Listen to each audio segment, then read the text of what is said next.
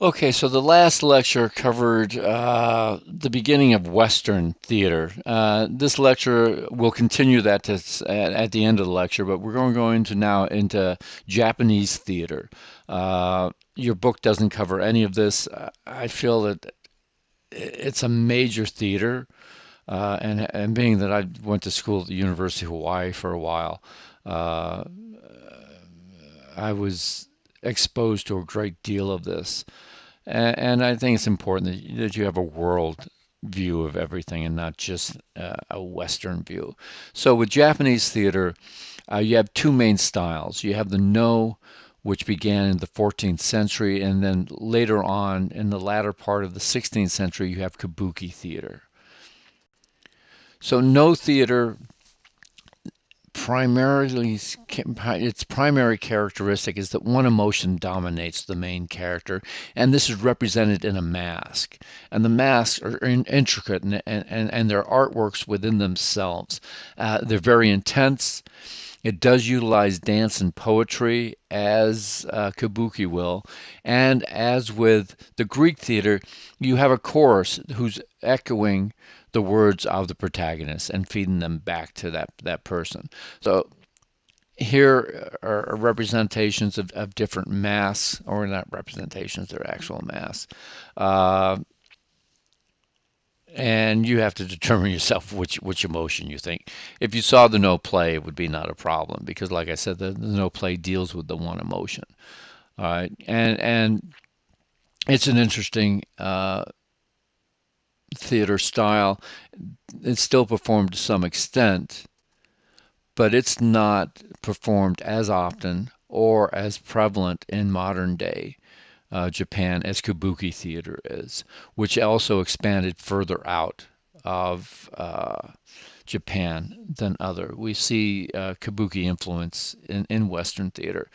So this began as the latter part of the 16th century, and it was begun by merchants because up until this time, all of Japanese theater, as fiction had in Europe until the 1700s, all of the theater up until that time had dealt with the nobility. And now you have this rising merchant class, which will become the middle class. And they want to see plays that have something to do with them, not just with the nobility. And so this is where the Kabuki theater springs from. The themes have a lot of conflicts between humanity and the feudalistic system that's still in in play in Japan, where you have the nobility, you have the merchant class, and you have the serfs, and you have the samurai class. And the merchants and the serfs are getting the worst of it, and the nobility and the samurai are getting all the benefits of the society without having to do a lot of the work for it. And you see this in Europe. This is why we had the revolutions in France and throughout the rest of Europe in the 1800s. All right, now with Kabuki theater, unlike Western theater, it's very stylized movement and it's very visual as far as costume and scenery, and so stylized that at points the character will just freeze as if a painting so that the audience can take in the beauty of that particular pose, the scenery, the costume, etc. So it's much more visual uh, or more reliant on the visual. I can't say more visual, but more reliant on the visual than Western theater. All right, now, as in which I did not mention, in Shakespeare's time, there were no women in the theater, so all the female roles were usually played by young boys who hadn't gone through puberty yet, so their voices hadn't gotten lower. And this is true in Kabuki theater. The female roles are played by what are called male onagata, and this is still true today. Uh, some of the big celebrities in Japan would be these onagata, these men who are so incredibly good at playing the female roles. The movements are very stylized. It's not natural movements like you would see on the stage of a Western play. Uh, and the main stage difference is something called the hanamichi, or the flower walk. So this is a walkway that extends into the theater from the stage, something that we do not have in Western theater. And there's a picture of it. As you can see, the audience is sitting on either side of that Hanamichi. And so people can walk up and down because an awful lot of the plays tend to be plays about people traveling from one place to another. And so you can get that semblance, that simulation of travel by going through there. All right, and so that gives you a short introduction to Japanese theater, the main difference being the No and the Kabuki. Now we get back again to Western theater. And now we're talking about the modern theater. What happens with the modern theater? You have incredible changes in the physical environment. Uh, you now have what's called a proscenium arch. So it's more of a picture frame stage. I'll show you a picture of that in a second.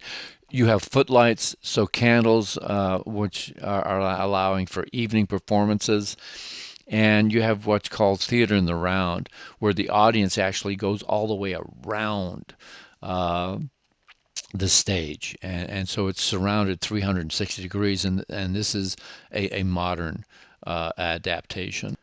There's your proscenium arch. I'm sorry, that's the best I could get, but you can see how it frames the entire stage. And so what you get from this is what's called fourth wall theater. And so what that means is that on the left and the right and in the back will be walls of the actual set. But there is no fourth wall between the audience. So that wall has been removed, and that's what we mean by fourth wall theater. Here's another projection or picture of a proscenium arch. It's a little bit of an alternate one because the stage comes out a little bit from it. All right, now most changes for the modern theater came in the 19th century, and this is due to the rise of realism in literature and art. So that what it began with novels and short stories and then moved into theater.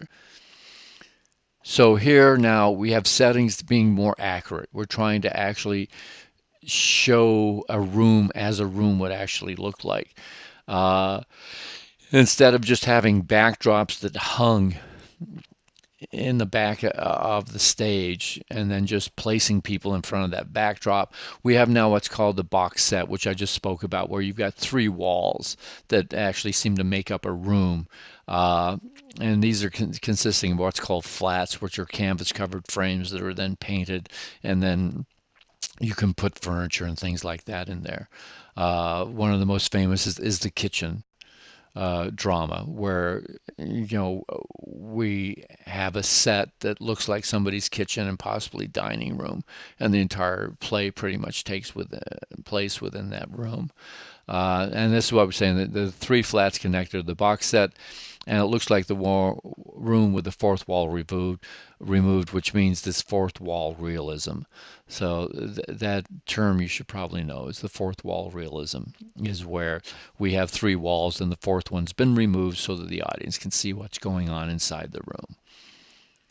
Now, as with all art forms, the new one comes around because there's a backlash to the old one, and we had a backlash to realism. This comes in the late 19th century, early 20th century. Happens throughout the art world, novels, short stories, painting, all of it. And so now what we get is this use of surrealistic sets. And this is the influence of Freud.